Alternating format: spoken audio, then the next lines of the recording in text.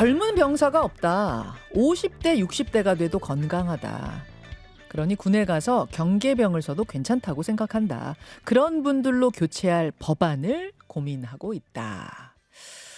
이게 누구 말이냐면요. 지난 24일 성일종 국회 국방위원장이 국방포럼에서 한 말입니다. 5060 세대가 군에서 경계병 역할을 할 수 있도록 하는 법안을 검토 중이다라는 이 발언에 여론이 상당히 술렁였습니다. 온라인에서는 그러면 재입대하라는 말이냐? 이런 이제 논란도 일었는데요. 5060 군 경계병 법안. 이게 구체적으로 어떤 법안인지 직접 좀 들어봐야겠습니다. 그리고 앞서 소개해드린 국민의힘 내부 현안들도 같이 짚어보도록 할까요? 국민의힘 성일종 의원, 국회 국방위원장 지금부터 연결하죠. 성일종 의원님 안녕하세요. 네, 안녕하십니까. 성일종 의원입니다. 예, 5060 경계병 법안 논하기 전에 어제 국회 상황 잠깐 좀 여쭙고 싶은데요. 예. 그러니까 인권위원을 여당이 한 명 추천하고 야당이 한 명 추천해서 그걸 선출하는 걸로 여야 대표자 간에 합의가 됐는데 그게 어떻게 해서 이제 깨지게 된 건가요? 경과가 어떻습니까? 우선 양당이 한 명씩 추천을 해서 다 통과하기로 신사협정이 된 거지요. 합의가 이루어진 거지요. 예. 근데 민주당의 의총을 하는 과정에 아마 의원 한 분이 우리 당에서 추천한 분을 여러 가지 문제를 제기를 하면서 아마 호소를 했던 것 같아요. 예, 예. 그리고 통과를 시켜서는 안 된다고 이런 얘기를 하신 것 같은데 그렇게 하고 나서 또 본회의가 2시인데 2시 반 넘어서 또 민주당 의원들이 들어왔습니다. 예. 그래가지고 그것을 이렇게 투표에서는 부결을 시킨 거지요, 민주당이. 어허. 국회의 원칙은 항상 국회라고는 모든 법이 대화와 타협을 할 수 있도록 다 되어 있습니다. 법이 세부적으로 되어 있지는 않잖아요. 그 이야기는 여야 간 가능하면 합의해서 하라고 하는 그 기본 정신이 위배가 된 것이고요. 또 윤리적으로 보더라도 그러한 상황이 있으면 사전에 귀뜸이라도 해줘야지 귀뜸도 없이 그렇게 거대 야당이 약속했던 것을 깨면서 이러한 임명을 막는 것은 국회 역사상 아마 없는 일입니다. 국회 역사상 없는 거다. 민주당에서는 그게 완전한 합의라기보다는 논의 정도 있었던 것 아니냐. 의원들의 여론이 이렇게 강하다면은 의원들 자유의지로 투표하게 하는 게 맞지 않겠느냐. 이런 이야기인 것 같은데요. 어떻게 보세요? 그게 더 비겁한 거예요. 오히려 이렇게 합의를 했는데 우리가 의총에 이런 거를 보고하니 또 여기에 반대하는 의원이 나왔다. 예. 우리가 이거 정말 반대하시는 분 설득해서 미안하다라고 그렇지만 의원들이 이렇게 결정을 하고 또 투표를 했으니 어떡하느냐 미안하다라고 하는 이야기를 공개적으로 해야 다음에 여야의 협상이나 서로 신뢰가 계속 이어지지요. 이 신뢰를 여야 간에 이야기하고 합의를 이끌어내는 이 신뢰의 선이 무너진 거잖아요. 그런데 그것을 변명으로 일관하면서 지금 세부적으로 모든 게 합의가 안 돼서 그렇다 이런 이야기는 전 동의하기가 어렵고요. 아마 정치를 오래 하셨던 선배님들이 이런 걸 봤었을 때 참 안타깝게 더 생각하실 거라고 생각을 합니다. 민주당의 사과가 있어야 된다고 보십니까? 이 부분에 대해서. 물론 사과가 있어야지요. 알겠습니다. 어제 있었던 국회. 여야 간에 이 합의라고 하는 것은 굉장히 존중이 돼야 되고요. 정치가 합의 그 자체입니다. 지금 정치를 깬 거잖아요. 알겠습니다. 예, 어제 국회 상황 잠깐 좀 점검을 해봤고, 그나저나 5060 경계병 법안, 이 구체적으로 어떤 아이디어를 내신 건가요?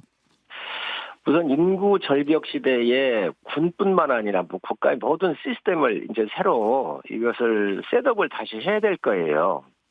그런데 특히 군은 이제 안보를 담당하고 있기 때문에 상당히 중요한데, 지금 군은 두 가지를 추진할 수밖에 없습니다. 군의 과학화를 통해서 앞으로 드론이라든가 또 AI를 통해 가지고 부족한 병력 자원을 과학적으로 뒷받침해주는 방법이 있고요. 네. 아무리 과학이 다 할 수는 없는 거거든요. 사람이 해야 될 부분이 있습니다. 물론이죠. 그렇기 때문에 군에 갔다 오신 5060인데 40도 여기에 포함이 될 수 있겠지요. 건강하고 또 경험이 있으신 이런 분들은 네. 이 계약직 군무원이나 민간의 아웃소싱 같은 형태로 해서 우리 군의 이러한 부분들을 백업을 할 수 있겠다는 생각이 들고 또 그리 되면 일자리가 좀 만들어질 거고요. 막 긍정적인 효과가 굉장히 많을 거로 보여져요. 또 지금 주한 미군도 외곽의 경비 같은 경우는 이렇게 민간한테 하고 있는데 앞으로 군의 큰 흐름이 MRO하고 PMC, 프라이빗 밀리터리 컴퍼니라 그래서 이런 부분들은 민간으로 이양을 미군이나 이런 데는 많이 하고 있습니다. 그렇군요. 예. 그래서 우리가 5060에 관련되는 또 퇴직을 하셨거나 이런 분들 건강 좋으신 분들 많이 계시단 말이죠. 예. 또 나이가 들면 잠도 좀 없어집니다. 그래서 경계병을 비롯해서 군에서 필요로 하는 곳에는 민간의 분들이 가셔가지고 일을 하시면 요즘에 군내 병장의 월급이 200만 원이 좀 넘잖아요. 플러스 알파 하게 되면 아마 그런 측면에서 고용의 효과나 또 군의 부족한 병력 자원의 이런 보충 부분도 어느 정도는 해결할 수 있지 않을까 생각을 합니다. 지금 온라인상에서는 이미 젊은 시절에 군대 다녀온 사람들 재소집, 재입대 시키려는 거 아니야? 막 이런 얘기가 있는데 그건 아니라는 말씀이신 것 같고. 그렇게 이야기를 하시면 아니 군대를 한번 갔다 오는데 어떻게 또 가요? 그리고 그걸 강제 징집을 할 수 있나요? 각각 한 분 한 분이 다 건강 상태가 틀린데 젊은 청년이올 때는 건강이 비교적 다 좋으시잖아요. 그러면 성 의원님 의무 복무 군인과는 뭐 확실히 다르고 그렇다고 계급장 달고 올라가는 직업 군인도 아니니까 일종의 용병제 비슷하게 되는 건가요? 그렇습니다. 민간한테 이양을 하기도 하고요. 또 계약직 같은 경우로 해서 군무원처럼 민간이 들어가서 하고 있잖아요. 그런 형태로도 가능할 거예요. 알겠습니다. 얼마든지. 그래서 민간에 아웃소싱하는 방법도 있을 수 있고 계약직 군무원처럼 제도로 약간 법을 바꾸어 가지고 경계 근무라든지 아니면 특수직이라든지 이런 것들을 5060이 갖고 있는 여러 장점들을 살려가지고 그 필요한 적재적소에 우리가 인력을 공급한다 이렇게 보시면 될 것 같습니다. 지금 아파트 경비 업무 보시는 분들처럼 군에서 그러니까 5060들을 채용해서 경계병 업무를 맡긴다. 이렇게 이해하면 되는 거죠. 경계병뿐만 아니고요. 또 그러한 분야 말고도 충분히 하실 수 있는 일할 수 있는 영역이 상당히 있어요. 알겠습니다. 그렇기 때문에 그런 부분들을 우리가 총체적으로 봐가지고 민간에 넘겼을 때 또 계약직 군무원이나 또 이런 군무원 같은 형태의 저희가 지원을 좀 받을 수 있으면 그 영역은 경계병이라고 할 건 없다. 여러 분야에서 할 수 있겠다는 생각이 듭니다. 실제로 시행할 경우에 지원자가 뭐 얼마나 될 걸로 좀 예상하세요? 추정하세요? 그거 추정까지는 안 했는데요. 꽤 반응이 좋습니다. 그리고 많은 분들이 이런 부분들에 대해서 관심을 갖고 있다는 걸 알고 있거든요. 추정은 안 해봤지만 꽤 많은 분들이 국가에 또 한번 기여할 수 있는 기회가 오겠구나 이런 생각을 저는 갖고 있습니다. 또 하나가 체력적인 문제인데 뭐 군 자원 부족하니까 이런 아이디어 나올 수 있습니다만 현실적으로 뭐 40대는 모르겠습니다. 60대까지 되면은 일반 직장에서도 퇴직한 나이인데 많은 체력을 요구하는 이 군의 업무를 감당할 수 있겠느냐, 적절한가 이런 지적 어떻게 보세요? 전투병은요. 전투병은 우리 이제 젊은 또 그 병사들이 있으니까 군인들이 있으니까 또 직업군이라든가 일반 병사들이 감당을 하게 될 거고요. 이러한 체력적인 극한적 체력을 요구하는 거에 갈 수 있겠습니까? 그렇지 않은 부분들에 대한 이 영역이 굉장히 넓습니다. 그렇게 이해하시면 될 것 같습니다. 상사들 상당수가 그 본인보다 나이가 어릴 텐데 철저히 상명하복식 시스템 속에서 이 굴러가는 군대 문화 이거 괜찮겠는가? 이런 지적도 있네요. 그거는 병사들하고 같이 들어가가지고 그 부대에 같이 할 수가 없잖아요. 한 영역을 떼주는 거지요. 한 영역을 한 영역을 그렇습니다. 그런 예를 들면 주한미군이 예. 하나 모달이 될 수 있는데 외곽의 경비 같은 경우는 예. 민간한테 떼줘가지고 민간이 자체적으로 합니다. 거기 미군이나 현역 군인이 섞이는 것이 아니고. 아예 그냥 그럼 군의 어떤 업무의 일부분을 아웃소싱 주는 형태인 거예요? 체계가 따로 굴러가는? 그게 바로 PMC입니다. 그래서 프라이빗 밀리터리 컴퍼니 아까 제가 말씀을 드렸는데 그런 예. 형태가 될 수 있고요. 예. 또 군에서 필요하면 계약직으로 이렇게 해서 어떤 부분을 이렇게 맡길 수가 있는 부분이 많이 있습니다. 알겠습니다. 이 법안 검토 중이라고 하셨는데 그럼 몇 %나 지금 구체화가 된 상태입니까? 지금 법안을 지금 거의 성안돼가고 있습니다. 이제 국회에서 이런 법안이 만들어지면 예.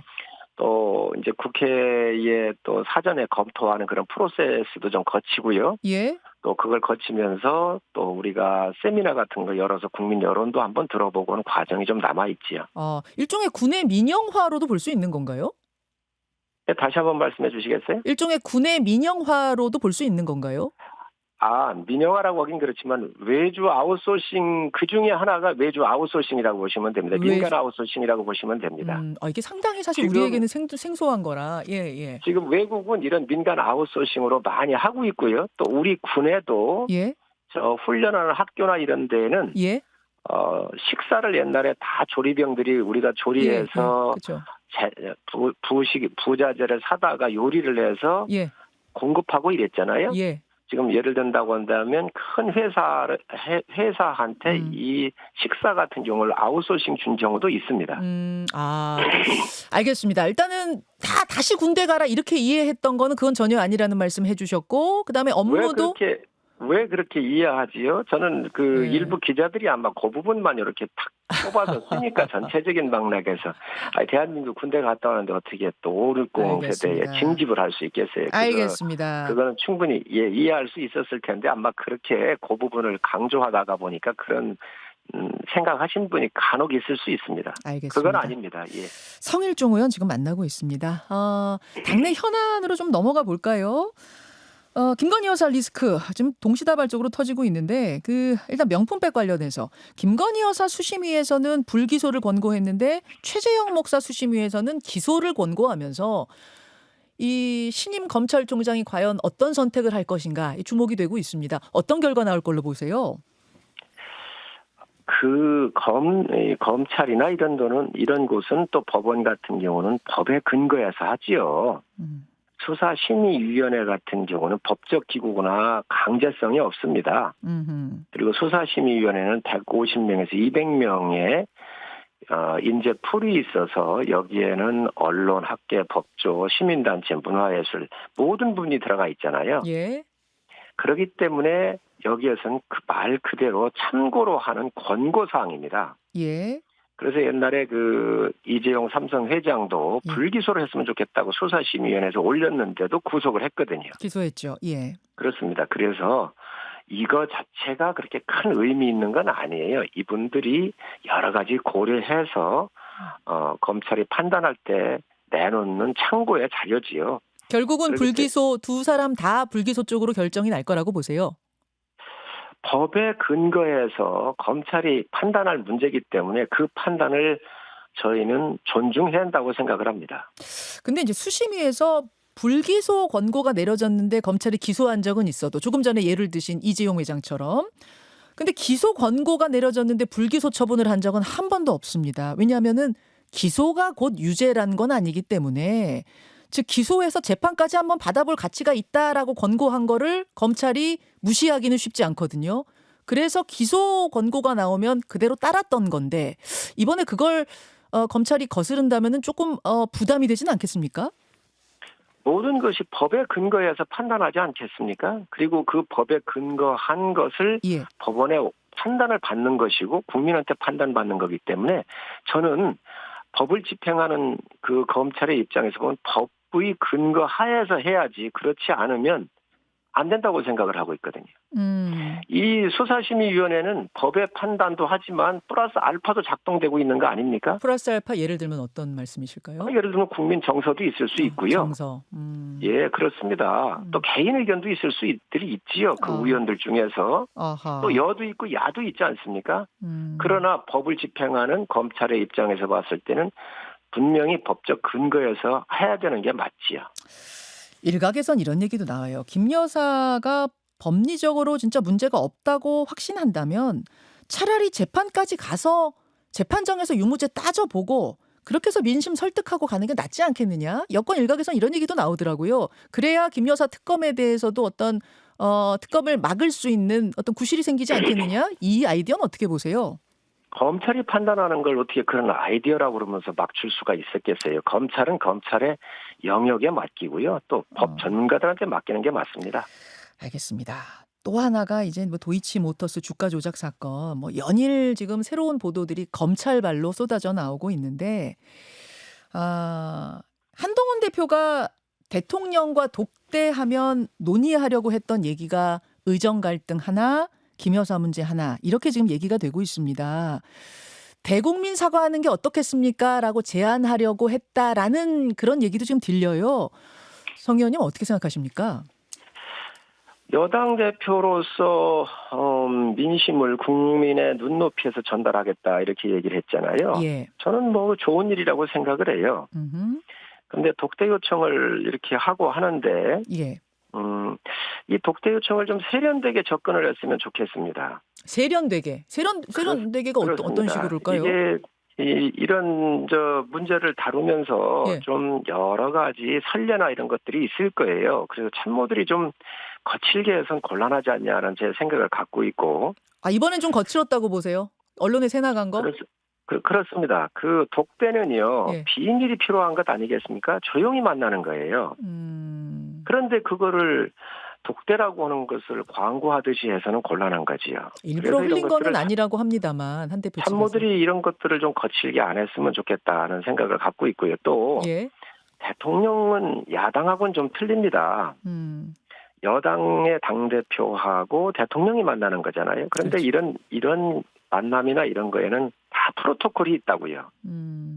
야당 대표는 영수회자마자 그러면서 안 될 걸 알면서도 뻔히 던지기도 하지요.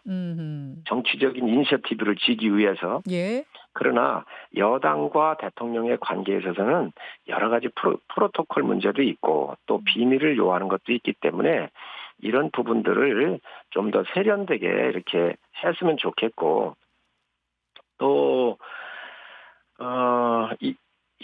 야당 대통령께서는 아마 언젠가는 알 수가 없지만 아마 이런 부분들이 실무자들끼리 서로 협의를 하면서 좋은 결과가 오지 않을까 저는 생각을 하고 있습니다. 이런 부분들이 조정이 되면 독대가 있을 수 있다고 보세요. 당연히 하시겠지요. 당연히. 그리고 대통령께서 예. 그릇이 큰 분입니다.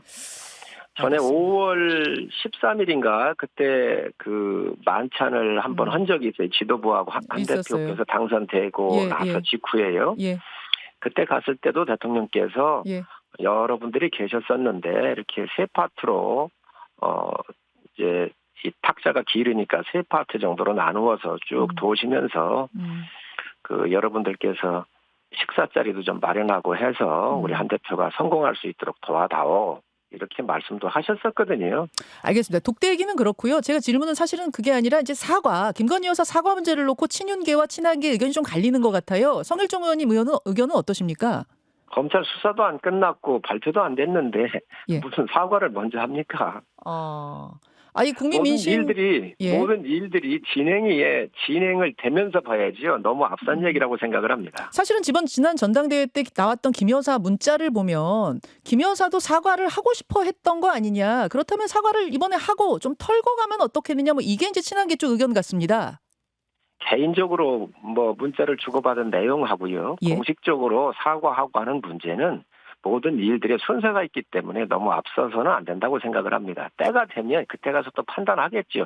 어떤 문제가 있는지도 아직 결론이 안 나 있는 상태에서 그것을 미리 예측해서 얘기하는 것은 저는 적절하지 않다고 생각을 합니다. 알겠습니다. 여기까지 의견 듣도록 하죠. 성일종 의원님 고맙습니다. 네, 감사합니다. 김현정의 뉴스쇼는 시청자 여러분의 참여를 기다립니다. 구독과 좋아요, 댓글 잊지 않으셨죠? 알림 설정을 해두시면 평일 아침 7시 10분 실시간 라이브도 참여하실 수 있습니다.